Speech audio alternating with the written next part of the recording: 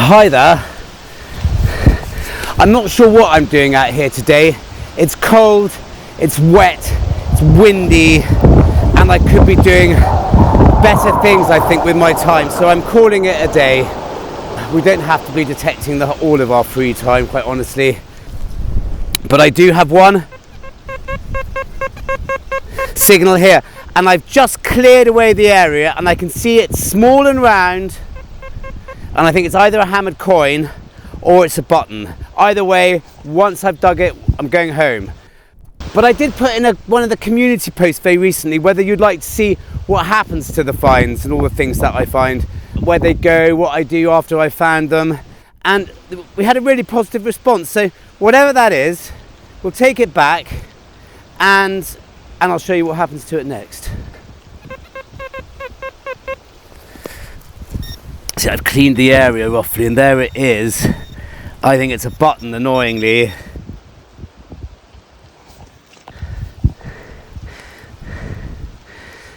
No, it's not a button. It's a hammered coin.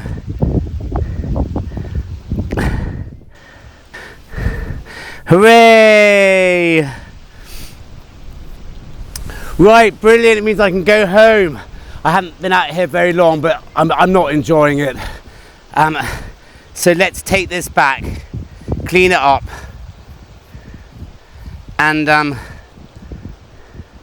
see what we've got. Yeah, that's jolly nice. I think it's an Edward Longcross by the look of things. And just for a bit of a difference, there's two other things I've just found recently. I thought this might be Roman, but it's far too round. I think it's probably a farthing of sorts, might even be Charles I or Charles II. So we'll have a look at that. And then this, which I think is just some sort of, I thought it might be part of a Roman brooch at first, but I don't think it is. I think it's more, looks like it's been a handle of sorts. I don't know how early it is even, but it looks to have some age. Perhaps it is a brooch. Who knows? So anyhow, a little bit of silver, a bit of a copper or bronze, copper alloy or bronze artifact of sorts. So let's go and see what we do with them from here. And I can get out of the cold. Hi there, so welcome back inside. And here I have this coin. This is what it looks like straight out of the ground. And now you've seen it like that, I am going to go and give it a quick clean. Now, I've just put some water on it, and I will probably later start to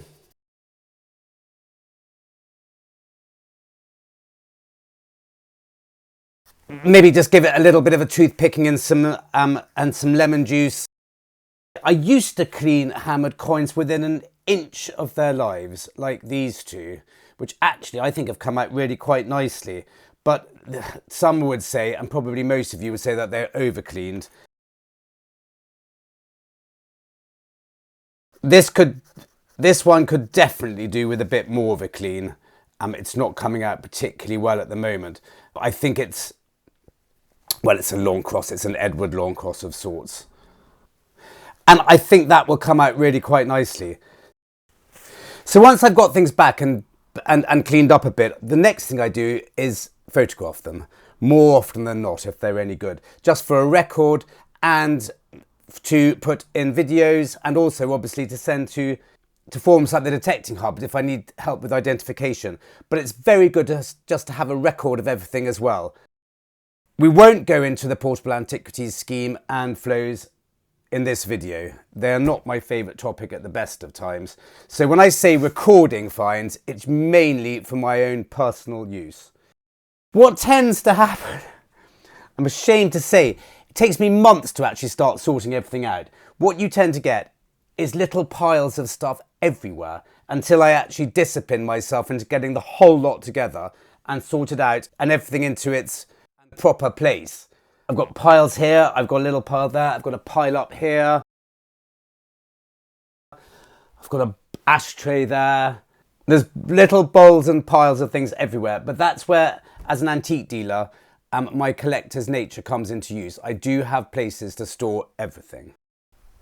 My favourite place to actually photograph everything is here. Gosh, there's a lot of stuff all piled up here. But it photographs really, really beautifully against the glass because I can concentrate the focus on the actual object itself. And then everything behind it's rather blurry. It makes a really good place for recording stuff.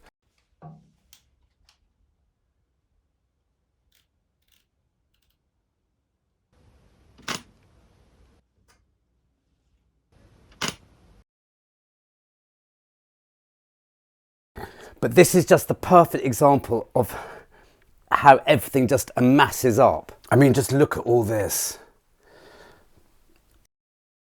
Quite like the hammered coins being on a little plate like that. They look really good. But all this needs sorting.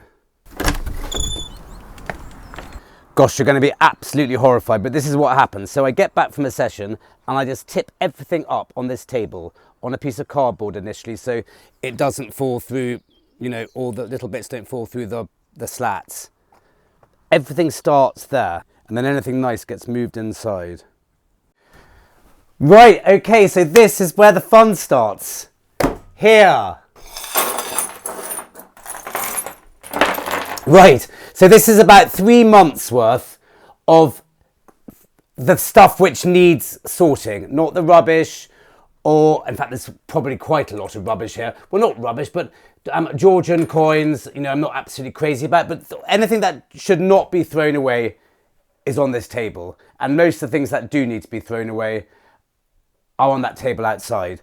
There was a time when I would collect and keep every single button, but I simply can't do that anymore. I'd have buckets and buckets and buckets. So there are certain things that I have become quite disciplined about not keeping and just having to throw away. But everything on this table, as I said, is about 3 months worth of stuff which needs sorting. Apart from the really good stuff, gold coins, exceptional hammered, silver Roman. I haven't found gold Roman yet, but hopefully, you never know. Those are not on this table. Those get kept somewhere separately. And we might do a video on that another time. But at the moment, this needs dealing with. So the way I do it is little piles. Right, let's go. Lead there, pottery there, coins here.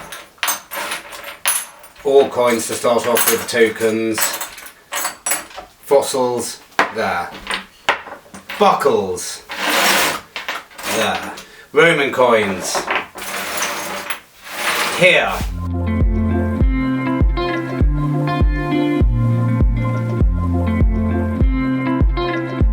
Keys, we're having a little pile for keys this time. I found a few more than I usually do. 3 more than I usually do. Georgian coins seem to be winning the day at the moment. Little things I don't like throwing away. I don't have a clue what a lot of these things are. Very little actually gets thrown away. Some nice Roman coins there.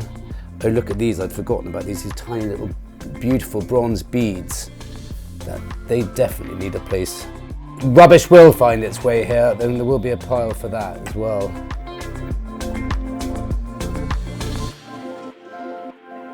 One thing I really like is seeing bits that I've rather forgotten about, like this beautiful Elizabethan 3p. And what else did I see which I'd rather forgotten about?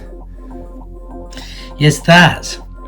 Gosh, I think that's my favourite thing in the last 3 months. God, we still don't know what it is exactly. I mean, it looks like a toggle of sorts. I love the fact it might be a Viking beard ring, but I don't know, who knows. Nice buckle. Don't you dare eat anything, Taskfuls.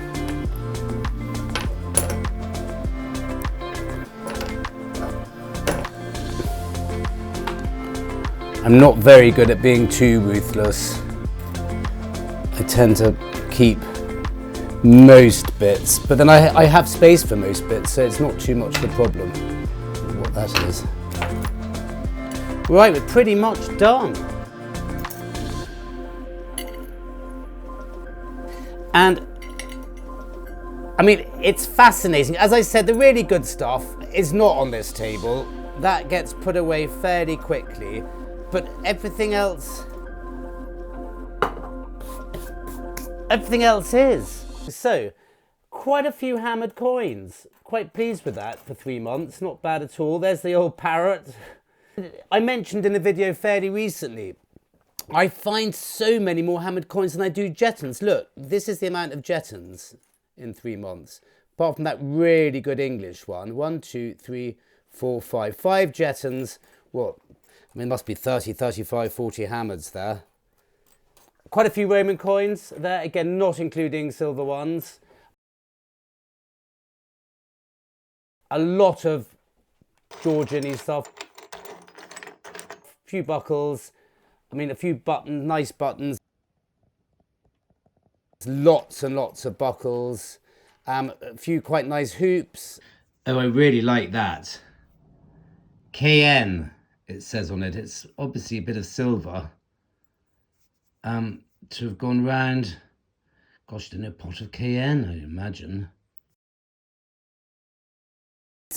Lots of little bits and pieces. I don't know what they are. They'll find a place. Pottery, fragments, bits and pieces. I don't know what they are. And that's it. Right. I mean, believe it or not, that is fairly sorted. It's now just getting it away. Well, I'm afraid we're going to have to cut this video a bit short, which is not a great problem as it was slightly overrunning anyway, I feel. But in my recent house move, I can't find the key to open my most important cabinet.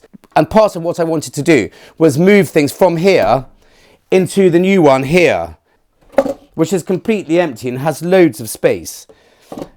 We'll have to do a part 2, and I think it'll be worth it, spending a bit of time doing it properly, as it's quite nice filling up all these cabinets. It won't be the next video, as I've got a really good one out in the field to come next, but it will be the one after that. So thank you very much for watching, and see you next time.